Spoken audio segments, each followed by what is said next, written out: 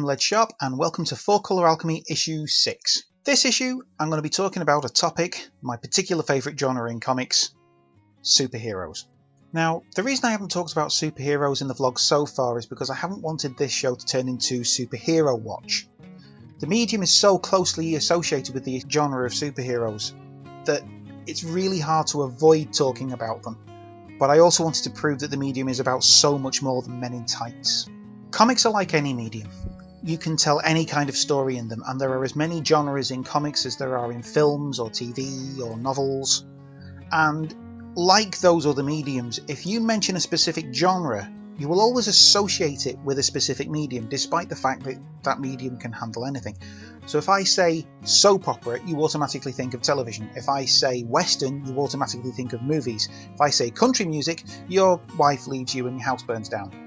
So if I say superheroes, you automatically think of comics, and films, and cartoons, and brands of baked beans. Because these days superheroes have saturated just about every corner of pop culture.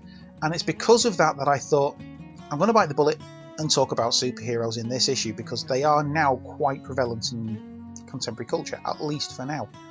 The bottom will fall out of that. We don't know what's coming next. It could be westerns again, it could be horror again, it could be cyberpunk or something mad like that. But for right now, superheroes are hot. And superheroes are your gateway to other comics. They were for me. I got into comics when I was 13 years old. I went to see the 1989 Batman movie with Michael Keaton and Jack Nicholson. I came out of the cinema going, holy moly, you can take comics seriously, this is amazing.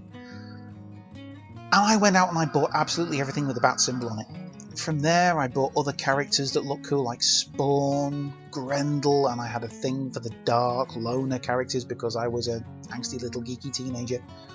And from there on though, I found licensed tie-ins like Quantum Leap and Predator and things like that. And these really amazing comics that I found because of superheroes. Superheroes were born in comics, and they've been the backbone of the medium for almost 80 years. They have survived because of comics, and they have helped comics survive throughout the decades. They're one of the few genres that could survive the backlash against DC horror comics back in the 1950s. And while they weren't the first genre in comics, they were the first genre that helped comics explode. Most of that's actually a topic for the history episode I'm going to be doing later on. Superheroes really took off because of the Second World War. People could really get behind these patriotic heroes fighting the axis of evil. After the Second World War, their popularity waned a lot, and they had to sort of blend into other genres. Superman looked a little more like a romance comic because of Lois Lane, and Batman during the 50s started to absorb the public's deep interest in space exploration and science fiction. The genre got pretty weird in order to survive. By the end of the 1950s though, superheroes had become really stale. But then at the beginning of the 60s, Marvel came along. And despite the fantastic nature of their characters, they were very, very human. And their stories resonated with people. You had teenage angst, dysfunctional families, racial equality, and other themes that actually felt relevant for the times. And Marvel helped give superheroes a big boost, because now DC had some competition. DC modernised their line of comics, Marvel upped their game, and that rivalry helped keep the genre going, and partly the medium, right up until today.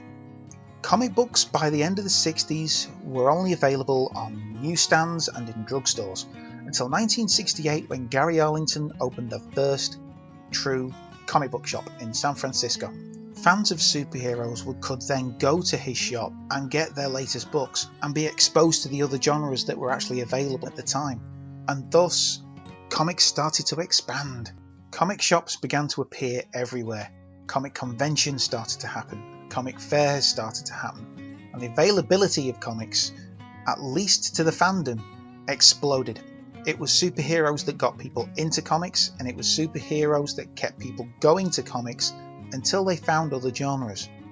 So superhero companies actually had to up their game, find different ways of keeping the genre fresh, otherwise they were going to lose their audience.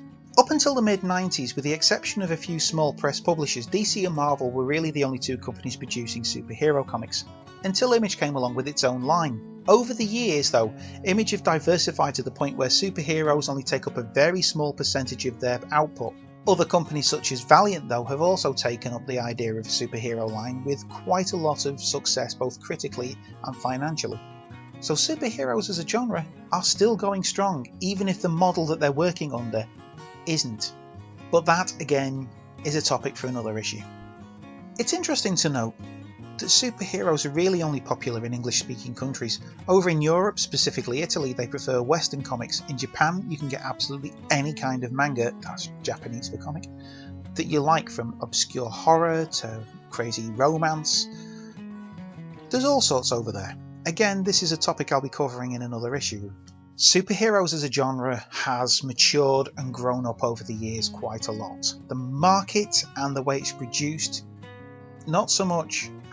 I quite often feel that the genre gets a big disservice from comic book fans, especially as they quite often seem to forget how they got into comics in the first place. There's an awful lot of really, really good superhero comics to buy. My personal favourite is Thor. Huge Thor fan. Loving what they're doing with Thor at the moment. Thor's actually a woman at the moment. Like I said, superhero comics are very weird, but ultimately very, very fun. That's really it for this issue on that particular subject. I hope you've enjoyed it as much as I have. I needed to get that one off my chest because I really like superheroes and I really wanted to talk about them, at least for one issue. So I hope you can forgive me. If you have any questions or comments, leave them in the section below. Keep them clean, keep them civil, keep them nice. I am also available on Facebook and Twitter as led_sharp. I also have a spanking new polished website at www.mayburyhill.com where you will find my blog, my vlog and my studio, as well as some of the comics I'm trying to make online. I hope you enjoyed this issue and I will see you soon. Bye!